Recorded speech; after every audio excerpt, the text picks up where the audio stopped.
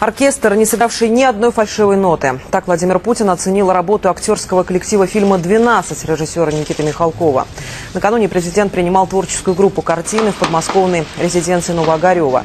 Также на киносмотр были приглашены главы Чеченской республики и Республики Ингушетия Рамзан Кадыров и Мурат Зязиков. В центре сюжета судьба мальчика с Северного Кавказа. Его обвиняют в убийстве отчима. И 12 присяжных должны вынести вердикт.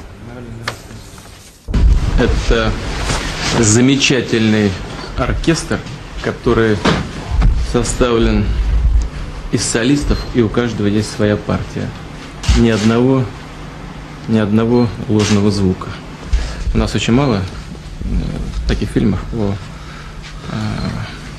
о настоящих ценностях. Да еще в привязке к нашей действительности. Это само по себе уже ценность большая. А в привязке к нашей реальной жизни, к трагическим ее страницам.